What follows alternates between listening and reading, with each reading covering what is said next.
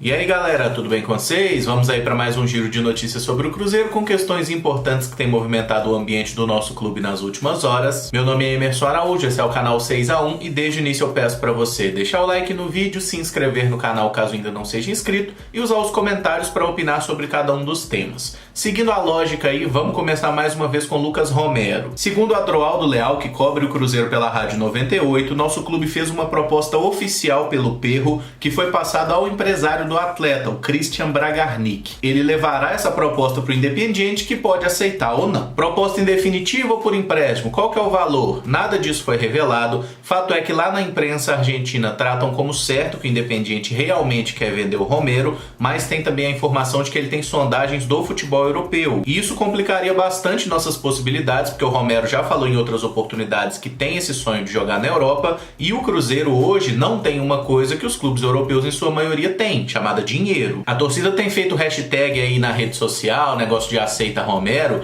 mas não pode esquecer que antes do aceita Romero tem um aceita Independiente, tá? Primeiro o clube argentino tem que liberar o atleta para negociar com o Cruzeiro e a partir daí a gente pode de fato acertar com o atleta. Mas nesse momento tudo está indefinido, pode ser que venha ou não. Como eu tenho dito desde o início dessa especulação, a chance dele vir para o Cruzeiro é muito pequena, a negociação é super complicada, mas o que pesa a nosso favor é que de notícia de proposta oficial até agora, realmente só tem essa do Cruzeiro. Os europeus só ficaram na sondagem. Se Lucas Romero tem sua situação indefinida, o mesmo a gente não pode dizer de Jonathan Robert. O meia que pertence ao Grêmio estava emprestado ao Cruzeiro até dezembro e não continuará no nosso plantel. O clube gaúcho solicitou o retorno do atleta, o Cruzeiro não botou empecilho e ele foi embora. Com isso, o Jonathan Robert deixa o Cruzeiro tendo jogado apenas 7 partidas pelo clube, marcado um gol, que foi justamente na sua estreia contra o Tupinambás, e convenhamos, né, não vai fazer falta também, porque até agora foi um jogador que não conseguiu se firmar. O papo é que o Grêmio pediu o retorno do atleta, já que ele recebeu uma proposta de um clube português. Seria também uma proposta de empréstimo, mas lá em Portugal o time europeu vai pagar o salário do atleta. E aqui no Cruzeiro era o Grêmio que pagava o salário dele, né, porque ele foi envolvido na negociação do Orejuela. Inclusive tem muita gente se confundindo ou passando informação errada por aí, dizendo que o Orejuela vai voltar para o Cruzeiro. Essa não é uma hipótese realista, o Orejuela vai continuar no Grêmio até dezembro, porque esse é o prazo do empréstimo. E tem uma diferença básica, né? O Grêmio pagou 700 mil reais para ter o colombiano por um ano lá no Sul e tem ainda um passe fixado em 3 milhões de euros. O Grêmio pode exercer essa cláusula até dezembro. Se o Grêmio quiser pagar, o Orejuela fica por lá em definitivo. Se o Grêmio não quiser o jogador, ele retorna ao Cruzeiro para a temporada 2021. Seria ótimo ter o Orejuela de volta? Seria, até porque o elenco do Cruzeiro hoje não tem nenhum lateral direito. Não é que a gente não tem um lateral bom, a gente não tem nenhum lateral direito, nenhum especialista da função,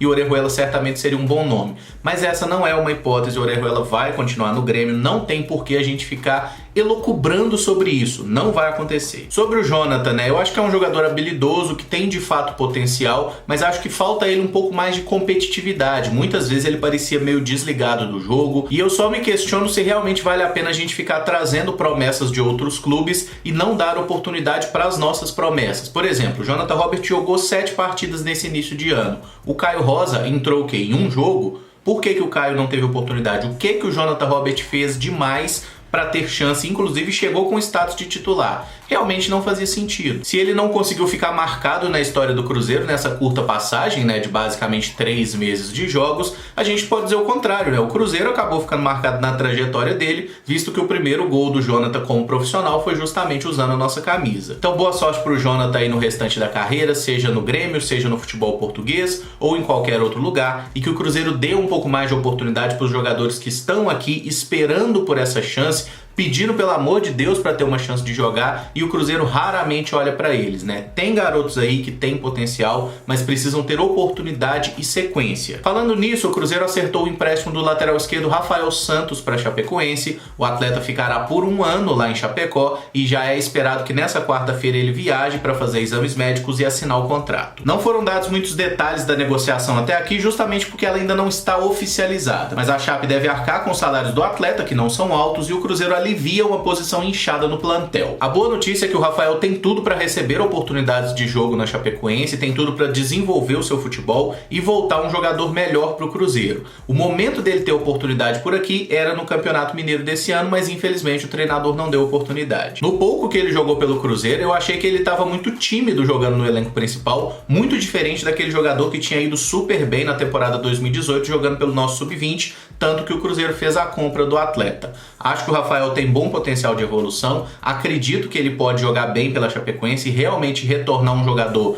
que o Cruzeiro vai querer aproveitar no futuro, mas de momento só resta realmente desejar sorte para ele. Ele ficou muito tempo parado no Cruzeiro, foi praticamente 1 ano e meio só treinando, jogando muito pouco, né? E esse empréstimo pode sim ser muito produtivo para a carreira do jogador. E a má notícia dessa história é que a Chapecoense era o único time que tinha sinalizado interesse no João Lucas, né? E como a Chape levou o Rafael Santos, não deve contratar outro lateral, o João Lucas deve seguir no Cruzeiro. Embora ainda exista a possibilidade de João Lucas, Marcelo Hermes ou Patrick Bray, um deles deixar o elenco, até porque o Cruzeiro está falando em trazer mais um lateral, embora os nomes que o Cruzeiro especulou sejam muito complicados, né? No caso do Dodô, não houve acerto na justiça até agora, acho muito difícil que ele volte para o Cruzeiro, e o Vitor Luiz, do Palmeiras, né? O Cruzeiro mostrou interesse, mas o Palmeiras quer dinheiro para liberar o jogador e aí complica tudo. O volante Jean retornou às atividades nessa terça-feira no Cruzeiro. O jogador que testou positivo para o Covid ficou 15 dias afastado e agora está de volta após testar negativo nas 2 últimas baterias de teste. Com isso, o Vinícius Paupó é o único dos jogadores do Cruzeiro que ainda não foi liberado para retornar aos treinamentos. Lembrando que ontem o Cruzeiro anunciou que 2 jogadores testaram de forma inconclusiva e estavam afastados do elenco até ter aí um segundo resultado, né? Uma contraprova, digamos assim. O clube não confirmou os nomes, tá? Mas segundo o pessoal do jornal O Tempo, os jogadores em questão seriam o goleiro Vinícius e o atacante Thiago. Até o momento que eu fecho esse vídeo ainda não tem nenhuma nova notícia se eles estão liberados para voltar a trabalhar com o grupo ou se estão realmente infectados e vão ser afastados. Temos que aguardar aí os próximos dias. Falando no estatuto, né, a comissão que vai discutir as mudanças no regimento do clube começou a se reunir nessa segunda-feira. A equipe responsável pela modernização, mas que só tem gente velha, deve apresentar em no máximo 60 dias a nova proposta de estatuto para ser votada em assembleia do Conselho Deliberativo. Não tem muito o que comentar antes da gente saber quais são as propostas, né? Vamos ter que aguardar, torcer para que esses camaradas consigam pensar um pouquinho no Cruzeiro e menos nos seus pares lá do Conselho. E só uma cornetadinha de leve, né? Será que custaria muito pro Cruzeiro abrir uma forma de contato com a torcida para essa questão do estatuto? Uma conta de e-mail que seja, que você pudesse mandar ali suas sugestões, né? E tivesse uma pessoa disposta a olhar, afinal tem toda uma comissão para isso, né? Será que um não poderia olhar algumas sugestões da torcida?